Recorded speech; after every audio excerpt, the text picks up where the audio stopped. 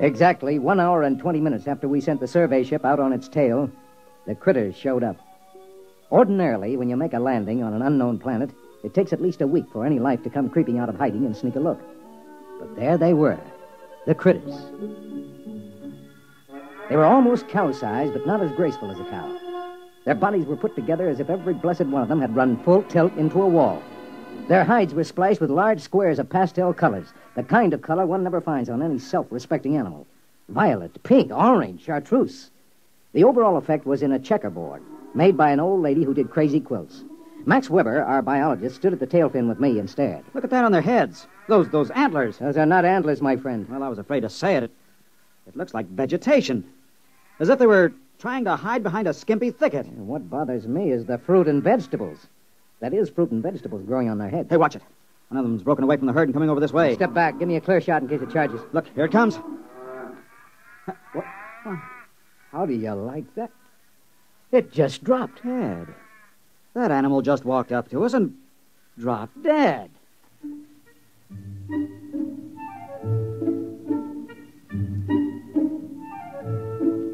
We left the critter lying where it fell and started to set up camp. Carl Parsons, our ecologist, had the stove together and the supper started before the last tent peg was driven. I dug out my diet kit and mixed up my formula, and all of them kidded me about it the way they always did. It didn't bother me. Their kidding was automatic, and I had automatic answers.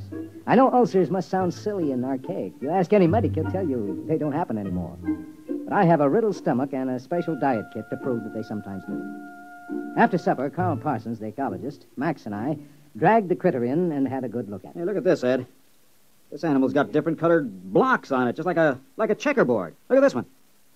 Holes. Yeah. Just like one of those peg sets the kids use as toys. Here, look what I found out of that. I'll poke it with my knife. There. Looks like a bee. Well, it is.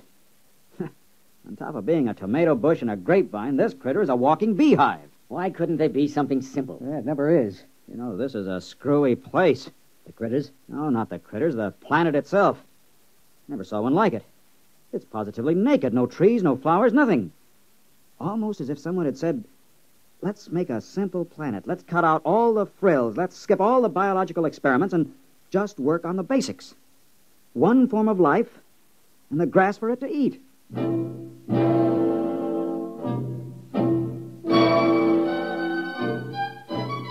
We unshipped the experimental animals, the rats, the zartils from Centauri, and the pumpkins from Polaris. The pumpkins made an unholy racket because pumpkins are always hungry. You just can't give them enough to eat. You turn them loose and they eat themselves to death. We got them all unshipped and set up under a shed in rows when Max walked up to me thoughtfully, chewing on a toothpick the way he always did. Ed, there's something wrong. Yeah, what do you mean? There are no insects here. I wandered around, laid down in a dozen different places. Stands to reason a man should find some insects if he looked all morning. It is natural. What about the bees? What bees? Well, the ones that were in the critter. Didn't you see any? No, I didn't get close to any critter herds. Birds? Not a one. Oh, I was wrong about the flowers. The grass is tiny flowers. For the bees to work on. Very neat, isn't it? I'm not so sure.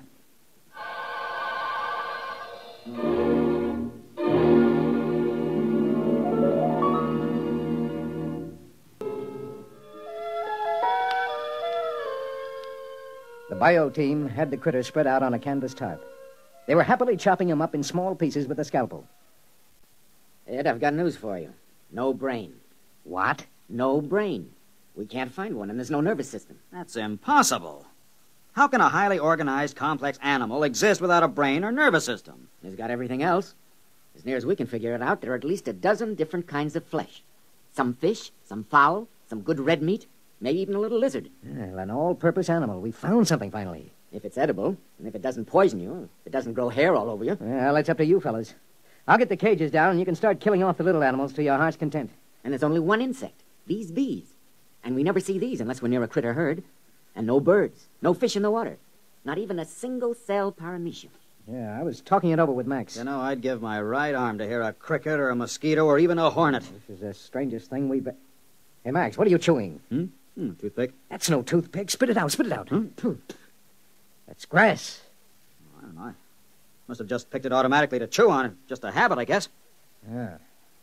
Well, go on with the report. Well, it's a walking filet mignon. That animal is an all-purpose for sure. It lays eggs, gives milk, and has 6 different kinds of red meat. Makes honey, 2 kinds of fowl, 1 of fish, and a whole lot of others we can't identify. Then, of course, the bacteria. And what about the bacteria? The critters swarm with them. And all of them the same. You know, it normally takes 100 different kinds of bacteria to make the metabolism work. But here there's only one. It must do all the work of the 100 other species do. I wouldn't be surprised if that's the brains and the nervous system you couldn't find with your knife. The bacteria doubling in brass for both systems. The whole place balances. Nature's never static, never standing still. But here on this planet, it's standing still. Where's the competition? Where's the evolution? It's as if long ago all these life forms said, let's quit this feuding, let's get together, let's cooperate. Symbiosis. Well, we need another critter to work on. I'll bet you we get it.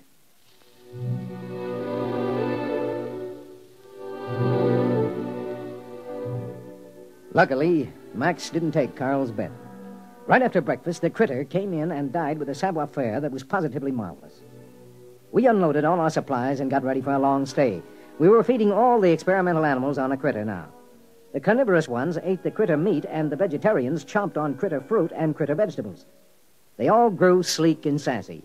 We were sitting around after supper one night when suddenly we heard something. Hey, What is it? listen. Thunder. Listen. I think... All right, quick. Everybody up into the ship. What is it? A herd of critters. Look, you see the dust? They're coming this way in a stampede.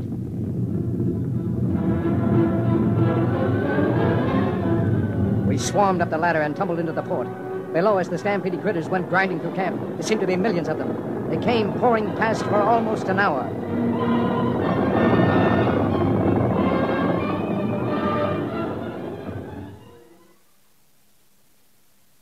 When it was all done, we came down and surveyed the damage. Well, the animals are safe. They were under the tail fins. Everything else is gone. Tents carried away. Food supply is gone. How about the emergency rations in the ship? I had to move them down to the supply tent so they'd be handy. They're gone, dashed into the mud. Well, even if we lifted ship immediately, it's at least 7 weeks to the nearest contact point. And no rations. Well, gentlemen, I suggest you try on your bibs. There'll be steak for dinner. Steak? That's right. Steak, or fowl, or fish, or honey, whichever you like. You mean eat critter? You got any other ideas? Well, for one time. Ed, I wish I had your ulcers. You've got your diet kit in your pack, right? Yeah. Well, let's get a good fire going and throw on a chunk of critter.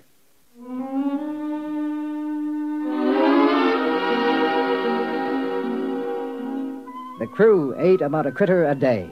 They didn't seem to mind. Just at breakfast time, one would walk in and keel over. The crew ate like there was no tomorrow.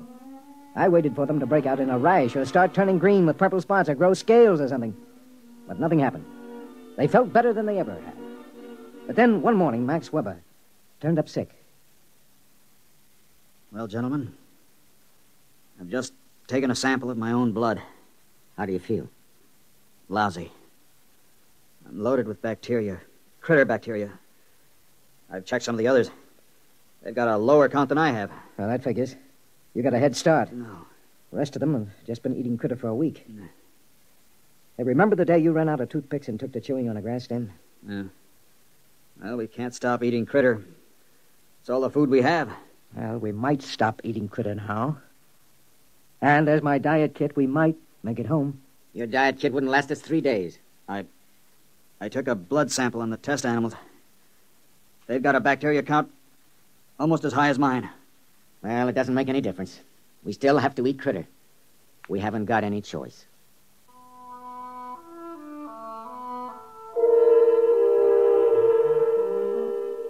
That night, Weber disappeared.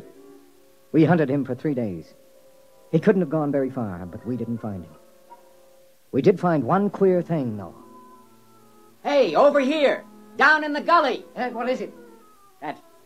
That white fungus, kind of a ball. It wasn't here last week.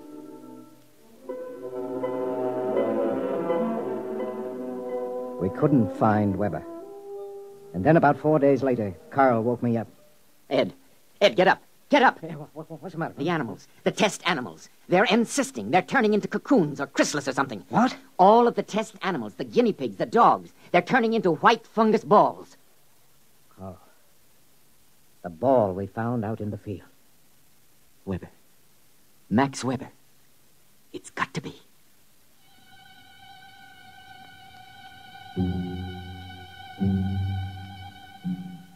We had some trouble finding the place because the land was so flat and featureless. We finally located it just as dusk was setting in. It's split. It looks like an egg after a chicken's been hatched. Carl? Well, what do you think? Look inside. There are two halves of that cocoon. Look at the marks. You can see what it is. Now. Ed, you're the only one who had the chance. I think you should leave right now. Get back to the center and tell them. You've got your diet kit. You can make it. No wonder there are just the critters here. Take one drink of water, chew a single grass stem, take one bite of critter. Do any one of those things and you turn into one of them. Listen, Ed, you take your diet kit and notes and get out of here. But I can't run out on you. Forget us. We're not human anymore. You must not stay. If you do, in a day or two, a critter will come in and drop dead for you. And you'll go crazy all the way back home, wondering which one of us it was.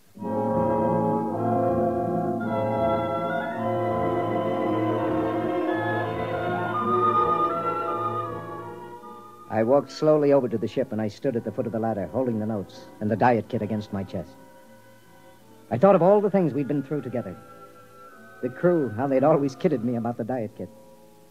I thought of almost 10 years eating that awful goo, and that I could never eat like a normal human because of my ulcerated stomach. Maybe they were the lucky ones, I told myself. If a man got turned into a critter, he'd probably come out with a whole stomach and never worry about how much or what he ate.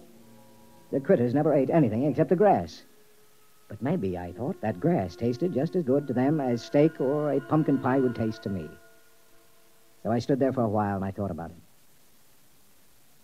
it. Ed, what are you doing back here? Carl, I just took that diet kit and threw it out into the waste disposal unit. What are you talking about? My friend, I am very hungry. What have you got for supper?